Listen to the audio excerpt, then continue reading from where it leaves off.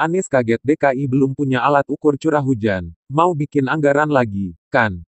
Sepertinya taktik Anies sudah mulai bisa tercium. Mungkin saja ada niat lain yang sedang dilancarkan. Sebelumnya Anies mengaku belum punya aturan standar baku dalam penanganan banjir dan evakuasi korban banjir. Ini membuat publik bertanya apa saja kerjaan Anies selama 3 tahun menjabat. Selanjutnya, Anies mengaku toa peringatan dini tidak efektif dan meminta jajarannya tidak melakukan pengadaan lagi. Padahal toa sudah terpasang, anggaran miliaran sudah dikeluarkan, baru sekarang dengan polosnya bilang tidak efektif. Ini namanya pemborosan anggaran. Dan sekarang Anies terkejut ketika mengetahui DKI Jakarta tidak memiliki alat mengukur curah hujan dan hanya mengandalkan perakiraan cuaca dari Badan Meteorologi, Klimatologi dan Geofisika, BMKG. Padahal, DKI Jakarta merupakan wilayah yang rawan banjir. Awal tahun ini, ketika saya mendengar bahwa kita ini tidak punya alat ukur curah hujan, itu saya betul-betul terkejut, kata Anies. Dia mengatakan bagaimana mungkin kota yang penuh dengan hujan, tidak punya alat ukur curah hujan. Kita selama ini hanya mengandalkan pada alat-alat milik BMKG, katanya. Ini terkait penjelasan dari Kepala Dinas Sumber Daya Air (SDA) DKI Jakarta yang di dalamnya mengusulkan pembelian alat ukur curah hujan sebanyak 10 unit pada tahun 2020. Anies kemudian menginstruksikan Sekda DKI Jakarta Saifullah untuk menambah alat tersebut namun dengan harga yang lebih murah agar seluruh petugas di Kelurahan DKI Jakarta dapat mengetahui curah hujan sehingga upaya pencegahan banjir dapat segera dilakukan sedini mungkin. Pak Sekda, sebaiknya ini jangan 10 lokasi. Ini coba dibuat sebanyak mungkin dengan harga semurah mungkin, kata Anies. Murah. Anies ingin seluruh wilayah Jakarta memiliki alat pengukur curah hujan jika membeli alat yang lebih murah. Ada aroma pemborosan anggaran lagi nih.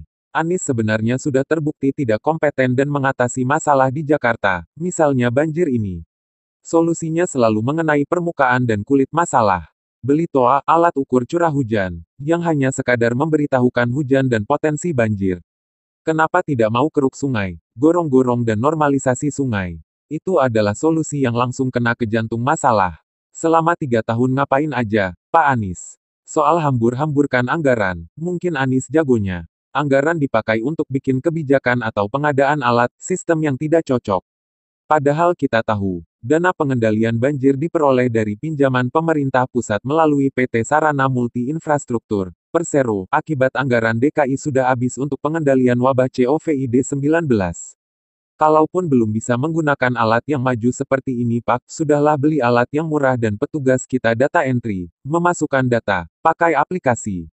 Jadi tidak harus kayak membeli layar proyektor yang bergerak sendiri, yang penting, layarnya putih dan bisa naik turun. Walau, pakai tangan, katanya.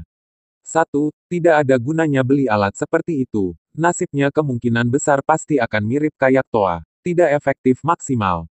Kedua, beli murah. Kualitas murahan, pasti cepat rusak, lalu tidak berfungsi, next pasti anggarkan duit lagi untuk beli yang baru, rusak lagi, beli lagi dan seterusnya sampai rambut ubanan. Mau boroskan berapa banyak uang? Nanti ujung-ujungnya, kayak toa peringatan banjir, kaget dan meminta agar alat ukur curah hujan jangan dianggarkan lagi karena tidak efektif. Parah nih, ini terlihat lebih seperti ingin menghamburkan anggaran dengan sia-sia dengan solusi yang tidak bakal mengurangi banjir sedikit pun.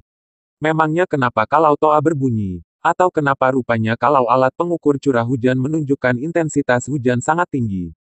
Dipantau doang, toh banjir tetap akan terjadi. Mau boros ya pakai aja duit dari kantong sendiri. Ini namanya pemborosan yang sangat keterlaluan. Tidak ada gunanya itu semua kalau penanganan banjir dan solusinya tidak disiapkan. Sayangnya, solusinya sudah ada tapi gubernur ini tidak pernah mengerjakannya selama 3 tahun ini. Lebih banyak pencitraan dan konper cari muka. Ketahuan mau bikin anggaran baru. Kalau efektif sih tidak masalah.